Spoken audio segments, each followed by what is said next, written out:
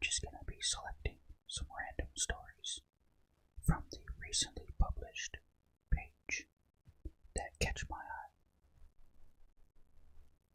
First up today is a story called Rules of Passage, written by George Wofford.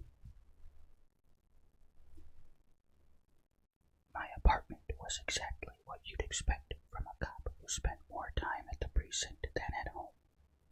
The wallpaper peeled at the corners like old scabs. The carpet was a mottled gray that might have been blue in another decade, and the persistent smell of mildew suggested the plumbing was older than the landlord cared to admit. It wasn't much, but it was my refuge from the chaos of New York City, my own run-down castle. One lethargic Sunday afternoon, as the city exhaled the heat from the relentless August sun, I stood on the fringes of my small bathroom, scrutinizing my reflection in the faded mirror. I needed to shave, my beard a rough map of the past stressful week. As I nudged the mirror to get a better angle, it shifted slightly, revealing a corner of yellowed paper tucked behind it. Curious, I pried the mirror further open. It creaked in protest, the sound sharp in the quiet apartment. Behind it, I found an envelope, the paper thin and brittle to the touch.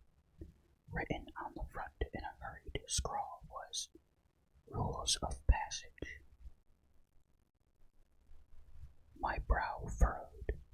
My first thought was a prank, some twisted joke played by a fellow officer or a friend.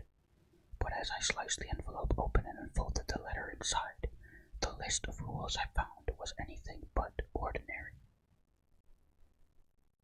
Do not make eye contact. Do not speak to them.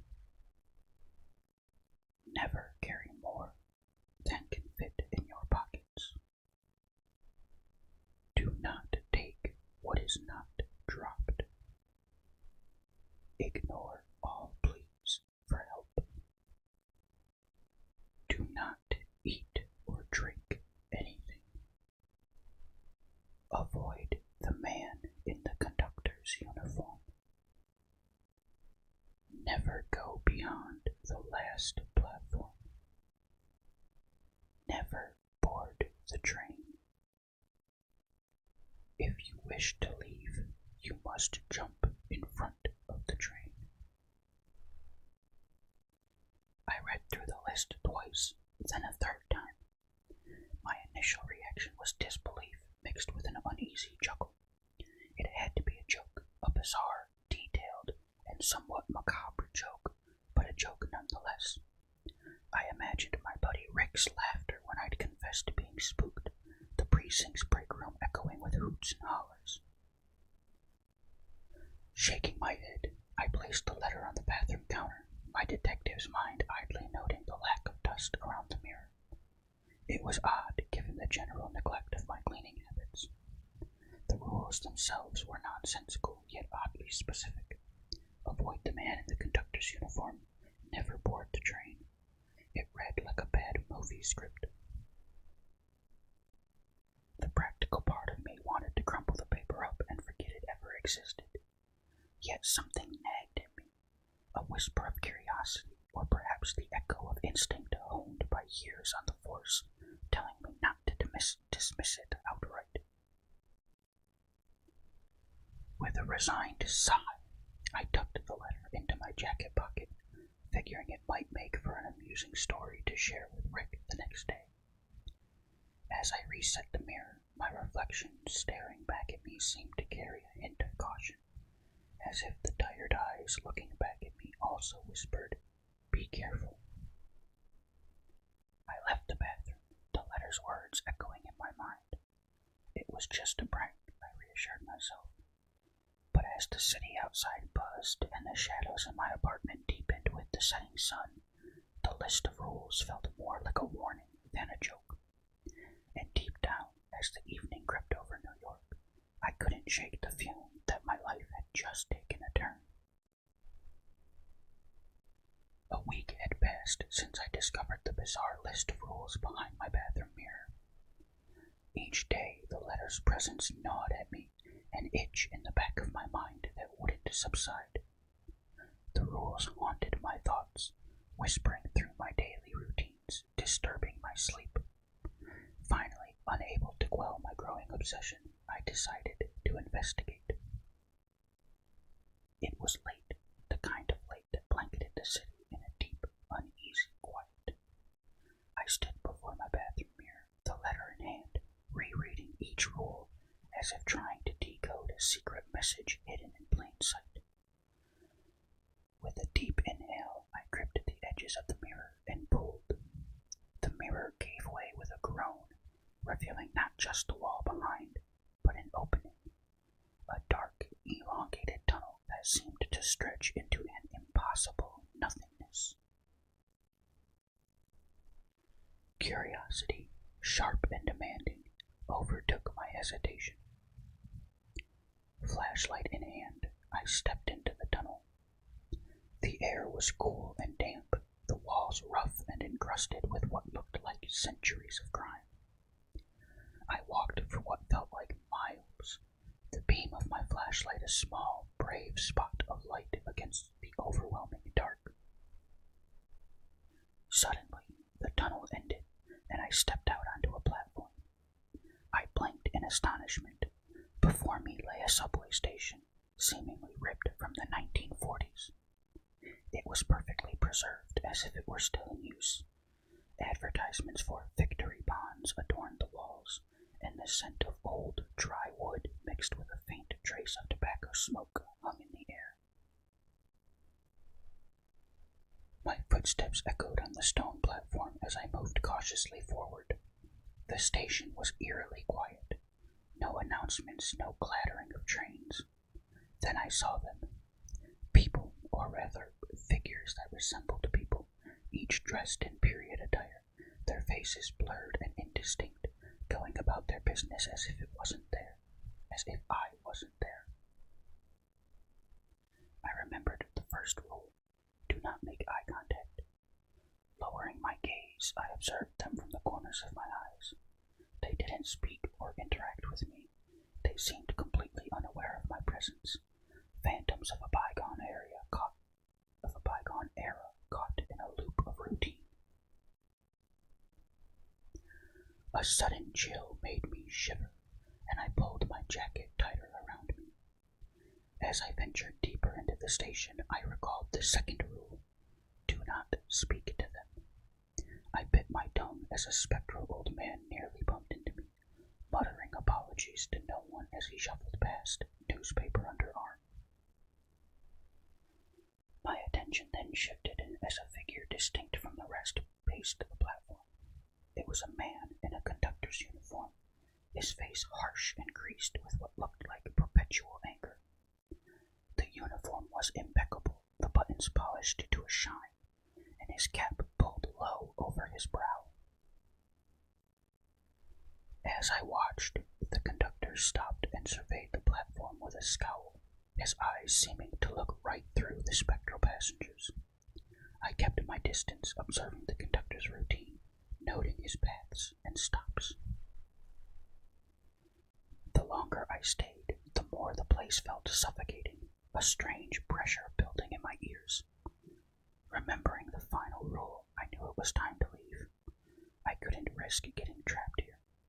I turned towards the tunnel, then hesitated. On the ground near where I had appeared was a handful of coins, old and tarnished. Do not take what is not dropped, the rule echoed in my mind. These were dropped, so it must be fine, right? I picked them up, rationalizing that it was worth the risk for proof that I wasn't hallucinating. With one last wary glance at the stern-faced conductor, I turned back to the tunnel to realize it was sealed. I placed my hand on the wall and felt nothing but cold, unyielding stone. I remembered what I had to do and scanned the scene until I saw a track with the train only beginning to take off. It accelerated at an impossible rate, but I was able to make it to the edge of the platform just in time. I jumped in front of the phantom machine that made no sound as it raced towards me. Closing my eyes at the last moment, I braced for impact, only to find myself tumbling onto the cold, hard tiles of my bathroom floor. Gasping for air, clutching the coins in my fist, I lay there for a moment, the reality of my apartment crashing back around me. I had escaped the station, but the station hadn't quite left me. As I stood, shaky and disoriented, the weight of the coins in my hand was a solid, undeniable confirmation of the night's reality. The portal was real, the rules were real, and I had a fistful of evidence. The first trip through the mirror tunnel left me both exhilarated and terrified. The coins I'd pocketed, a handful of pre-World War II nickels and dimes, were tangible proof of my unbelievable journey. As morning light seeped through the grimy windows of my apartment, I lay in bed, staring at the ceiling, the events of the night replaying in my mind like a looped film reel. Determined to understand the value of my find, I decided to visit a local antique shop known for its collection of coins and historical memorabilia. The small bell above the door jingled as I entered, the musty smell of old books and rust grating me. The shopkeeper, a stooped old man with thick glasses perched on his nose, looked up from his newspaper as I approached the counter. "Can I help you?" the shopkeeper asked, eyeing my nervous demeanor. "I found these in my grandfather's attic," I lied smoothly, placing the coins on the counter. "Wondered if they might be worth anything." The shopkeeper picked up a coin, his eyes narrowing as he examined it. Pre-war coins, quite a nice find indeed. He tested each coin with a small magnifying glass, then looked up at me, curiosity sparking in his eyes.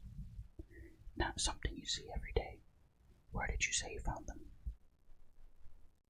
"My grandfather's attic. He was a bit of a collector," I repeated, maintaining my facade of casual disinterest. After a few minutes of haggling, I walked out of the shop with a substantial amount of cash, much more than I had anticipated. The weight of the money in my pocket felt like a burning promise of potential. However, before I made it out the door, the shop owner said something that stuck in the back of my mind.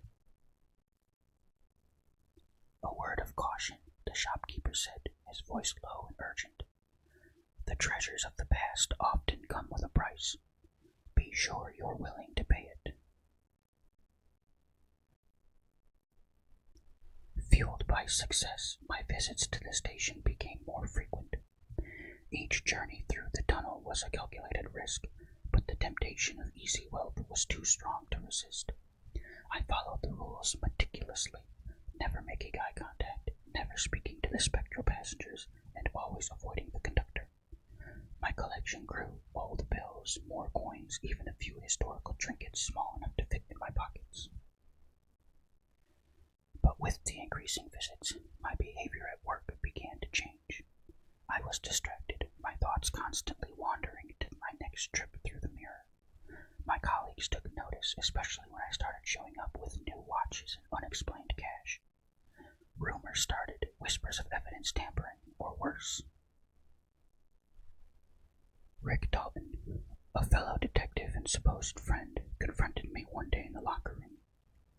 "Hey, Johnny, you hitting the casino these nights? You've got the look of a man who's found a gold mine." "Just some good luck on a few bets," I deflected, uncomfortable with the scrutiny. Rick raised an eyebrow but didn't push further. The conversation, however, heightened my paranoia. I knew I needed to be more careful, but the call of the coins, the whisper of the wind through the station, was irresistible. One afternoon, after pocketing a particularly rare find, a 1941 Liberty half-dollar, I decided it was time to lay low for a while. I had enough stashed away to ease up, but as I turned to leave the station, I felt a chilling gaze on my back. Twisting around, I saw the conductor, standing far down the platform, staring directly at me. My heart skipped a beat. Had I been gaze and rushed to a platform with a train just starting to accelerate.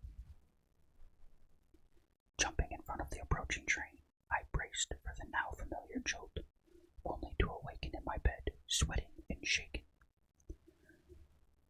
The room felt colder, the shadows deeper, and as I clutched the Liberty Dollar, I realized I had crossed a line. The game was changing, and the rules might not protect me much longer.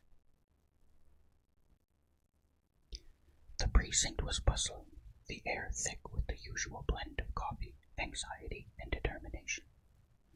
I felt the weight of eyes on me as I navigated through the desks, my recent financial uptick not going unnoticed among my colleagues. Whispers followed me like shadows, each murmur a thread weaving a net of suspicion.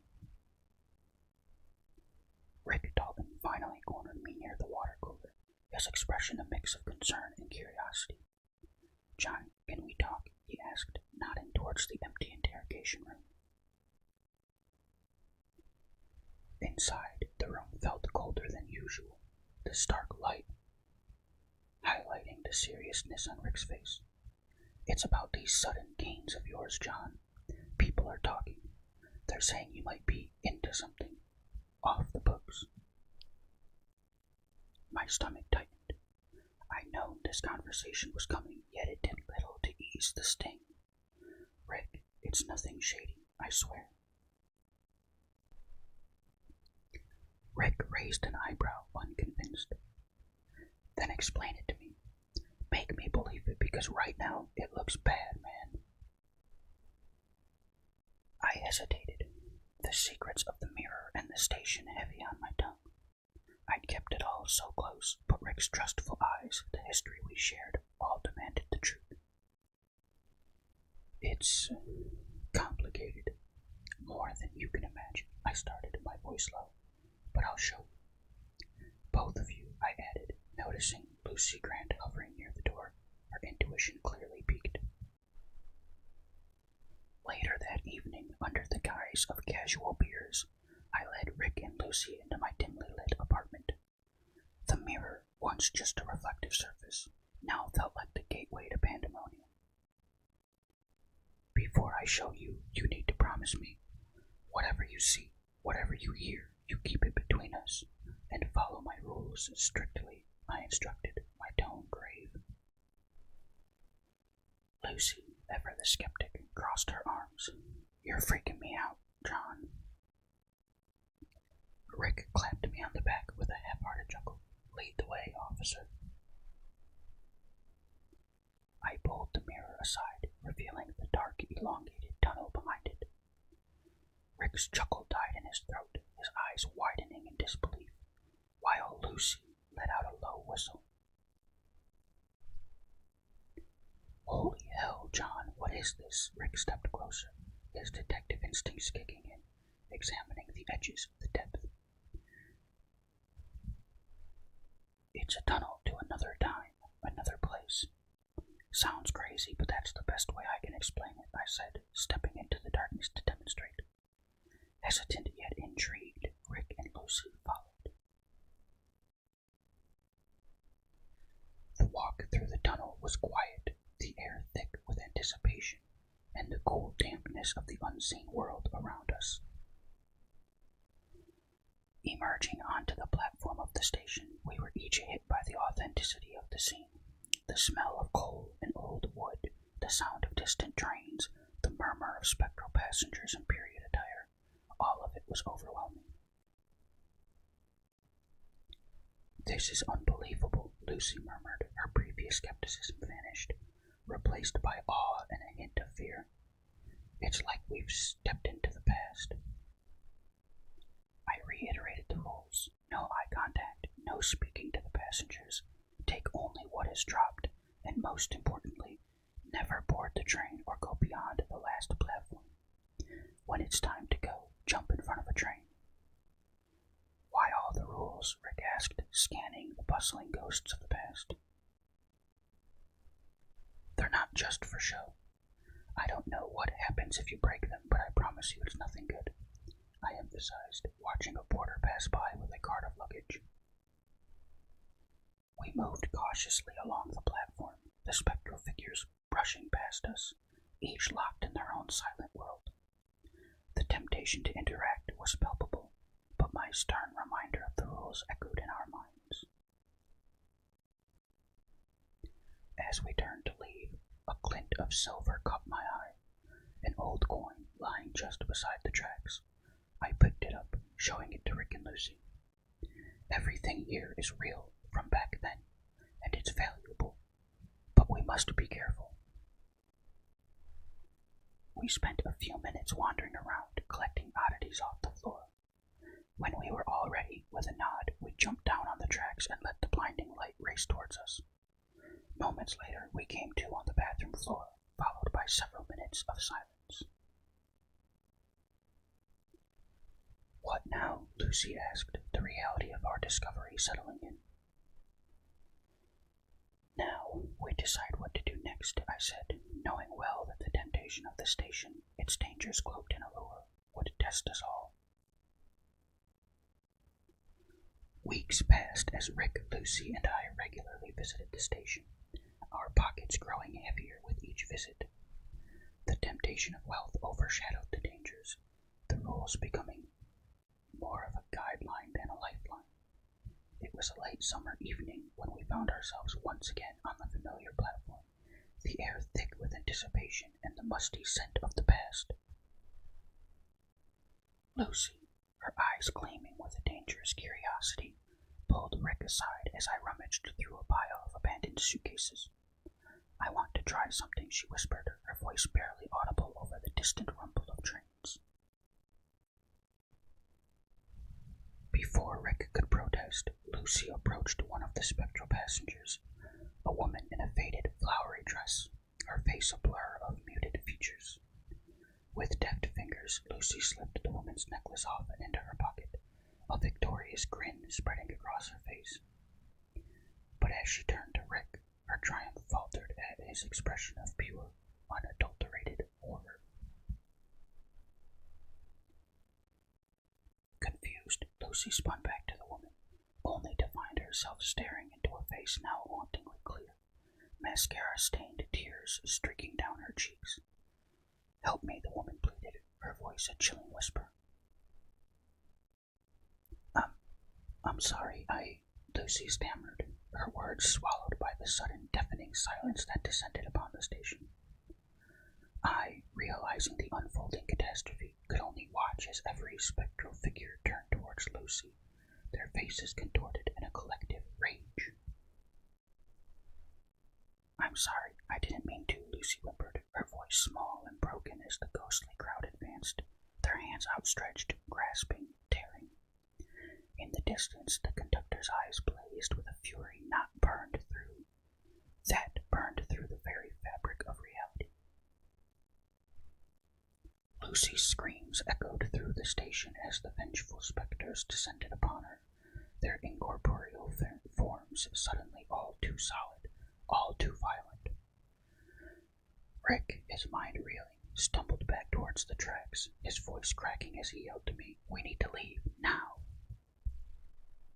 I, transfixed by the spot where Lucy had stood just moments before, barely registered Rick's words. As we turned to flee, the conductor materialized before us, his presence a suffocating force, his anger palpable. He pointed at me, then at Rick, his eyes promising retribution as he strode towards us with purposeful steps. "Jump, now! In front of the train," I screamed, my voice raw with desperation. But Rick, consumed by panic, made a fateful decision. As the spectral train glided into the station, its form a shimmering aberration, Rick leaped through its closing doors, my anguished cries fading behind him. Reaching the platform's edge, I could only watch as the train carried Rick away, his face a mask of sheer terror pressed against the window. The conductor, his scowl deepening, watched the train disappear into the abyss, his vengeance unsated.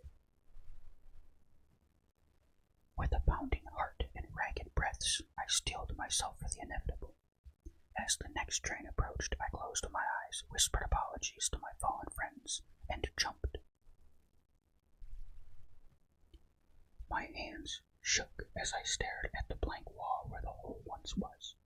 The ghost of the portal that had swallowed my friends, now just a patch of mismatched paint in my dimly lit bathroom. The reality of Rick's terrified face pressed against the train window haunted me. The echo of Lucy's screams merged with the constant oppressive silence of my apartment. In a frantic haze, I grabbed a hammer and began to tear into the drywall, each strike a mix of hope and desperation. Dust and plaster flew around me as I dismantled the wall piece by piece, revealing not the eerie station or the darkened tunnel, but the mundane sight of my kitchen tiles through a jagged hole. With nothing left to do, I put the mirror back up, covering the scars of my frenzy. The reflection that stared back at me was a man broken, eyes hollow, the weight of my unshared secret. The following weeks were a blur of police activity and whispered rumors. I participated in the searches for Rick and Lucy, my gut twisting with every false lead and dead end. The precinct was rife with speculation and suspicion, the eyes of my colleagues probing and questioning. I maintained a facade of concerned confusion, but inside I was a tumult of guilt and fear. At night, I lay awake, the images of my last visit replaying behind my eyelids. The anger in the conductor's eyes, the spectral hands reaching for Lucy, Rick's decision to board the train. The rules we had broken haunted me, each one a lash against my conscience. Weeks turned into a month, and the search for Rick and Lucy began to dwindle, the case growing cold but never settling. The precinct slowly returned to its usual rhythm, but I felt detached, moving through my duties as though underwater. One quiet evening, as I sat at my kitchen table nursing a beer, a faint tapping sound pulled me from my thoughts. It was rhythm, insistent. With a heavy heart, I stood and made my way to the bathroom. The sound grew louder as I approached. I reached out a trembling hand and took the mirror down once more, expecting to see the dark tunnel stretching out before me. Instead, there was only the wall, innocuous and daunting. I replaced the mirror, but as I turned to leave, a small envelope slid out from under the edge of the frame. I picked it up, the paper familiar yet ominously heavy in my hand. I tore it open, and a single folded piece of paper fell into my palm. Unfolding it, I read the new set of rules, my heart sinking with each word. Do not return for them. Do not look for doors where there are none. The past cannot be saved.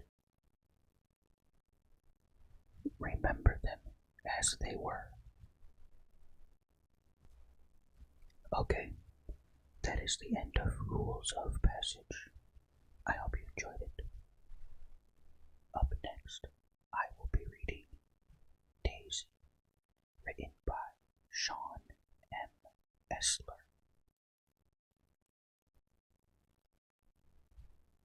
From her cubicle, Veronica saw the light blinking on her console. While not uncommon, working the morning shift was more sedate. Usually only car accidents during the morning commute. She adjusted her headset and pressed the blinking button. 911, what is the nature of your emergency? Veronica calmly opened the call with. Heavy breathing and some faint sobbing on the other line. Obviously male, to Veronica's ears, but she couldn't place much. The monitor showed that the call was from a cellular phone coming from Bakersfield, one of the suburbs on the east side of the county. My wife is dead. She's been killed, the male voice on the line said. Sir, can I get your name? Veronica asked. Arthur Malley, the man responded. And where are you calling from, Arthur? 118 Rowley Avenue,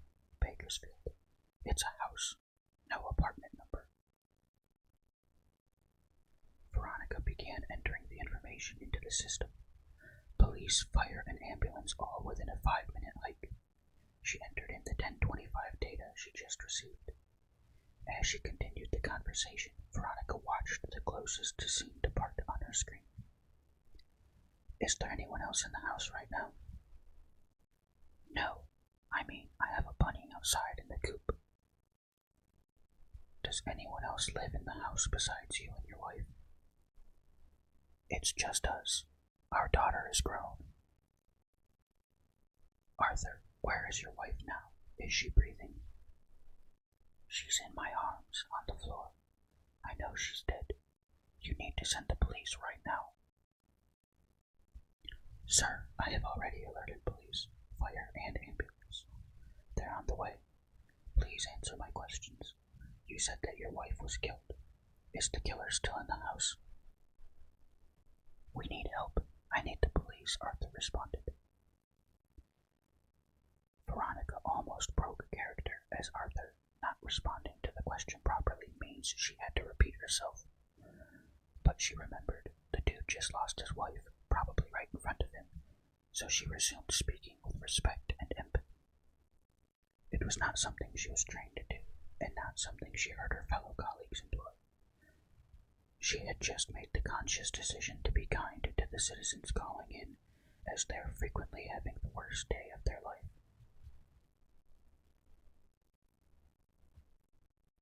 Arthur, are you in any danger? Is the killer still in your house? I'm the killer, Arthur screamed. The police need to get me out of here. Veronica wasn't taken aback so much as she was shocked at the candor. She had taken many calls from criminals, but none that admitted to their crime so blatantly. She added to code 1033 and pinged additional squad cars to the scene. Arthur, the police should arrive within a couple of minutes. How did you kill your wife? I stabbed her, repeatedly, until her heart stopped. Arthur's voice trembled. Veronica could tell that he was using full effort to get the words out despite his tears. How did you stab her? Veronica asked. What did you use? A knife, from the kitchen. And where is the knife now? On the floor, next to us. Where are you now? The living room. And your wife's body? In my arms. I'm holding her. Arthur's weeping became more audible. Veronica gave him a moment to work it through. Her screen showed the officers, now 3 black and whites en route, were still 150 seconds out. Per protocol, while holding for officers, Veronica was trained to keep a victim or assailant on the line. Not for safety, not to control the situation, but simply to gather evidence on record that could be used in the ensuing investigation. Veronica readied herself for the important question. When Arthur's bawling subsided enough, she resumed. Sir, Arthur, why did you stab your wife? I don't know. We were in the kitchen. I was cooking eggs and sausage while she put the toast in. Then I lost control of my body. I grabbed the knife next to the stove. I turned to face Daisy. I took a step towards her. I knew that my body was in the motion to stab her. I screamed out to her to run away, but I don't. It took her a moment to process. After the knife went into her shoulder, my arm pulled back. She screamed and fell to the floor. She crawled away, yelling at me. I just couldn't stop. I can't explain it. My body followed her into the living room. I tried to tell her that I couldn't control myself, that she needs to get away from me. My body picked her up by the neck. She was screaming and crying and shouting hateful things at me, and I plunged the knife into her chest over and over. The screaming stopped. I stabbed. The crying stopped. I stabbed. Her heart stopped. Arthur stopped. Silence. Veronica found it difficult to dismiss this as a pure fabrication due to how sincere Arthur sounded. She had dealt with spouses that have killed due to medical or financial reasons, but for obvious reasons, they never directly admitted to guilt. Surely not to some lowly 911 dispatcher. Their reasonings were fully fleshed out in failed attempts to avoid being arrested. "How did you know her heart stopped, Arthur?" Veronica asked. "Because I could control my body again." Veronica rubbed her eyes. No one is going to believe him, she thought. She was wondering why she was pretending to believe him. The sorrow in his voice caused her to have just a moment of pity on the man. But Veronica knew that he was a murderer, no matter how sorry he felt for it. Keep it calm, get the info, she told herself. "Has anything like this happened to you before, Arthur?" Veronica asked. "No, of course not. I'm not a..." Arthur's voice trailed off as he realized that he was, in fact, a killer. Part of Veronica wanted to say something, anything to comfort him. Then her logic jumped back and realized that this guy gave her some cock and bull story to evoke sympathy. He planned this. He spent time coming up with this story. She knew he did, and his lie would never hold merit. How could it? "What did you do after the stabbing?" Veronica asked, trying to get him to refocus. "I dropped the knife. I lowered Daisy to the floor. I kissed her forehead. When I had it in me, I popped in my Bluetooth and called you." "Wait, how long ago did this happen, Arthur?" "Just now, about 2 minutes before I called emergency." Veronica sat for a moment in silence. She saw that the police were pulling onto Rowley Avenue. "If I could do this," Arthur interjected, "I mean, if this could happen, where I could just kill Daisy without any control, I need to be taken away. There's something wrong, and my..." Arthur's words became incoherent through his sobbing. Veronica knew it was just a moment before Arthur would get his wish. Slam! Veronica heard the police kick open the door from Arthur's phone line. Some garbled shouting to lay on the floor with hands behind the back. Lots of muffled crashes and thuds and yelling. Then, crystal clear through the commotion, Veronica heard Arthur's voice. "It's happening again," he said.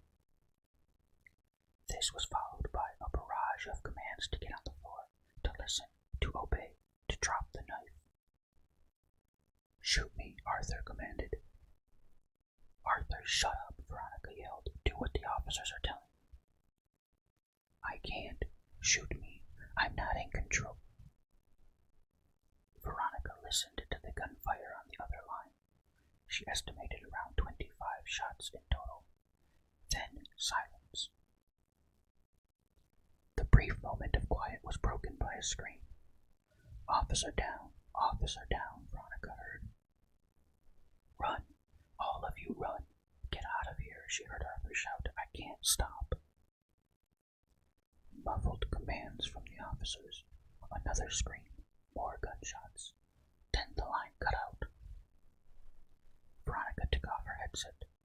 She watched her screen as 2 SWAT units were deployed. Her task was completed, and now she had downtime until the next call. There was no way for her to know what actually happened. Unless this made the news, this was the end for Veronica.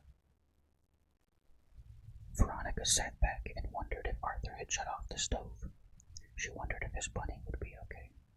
She wondered what their daughter's name was.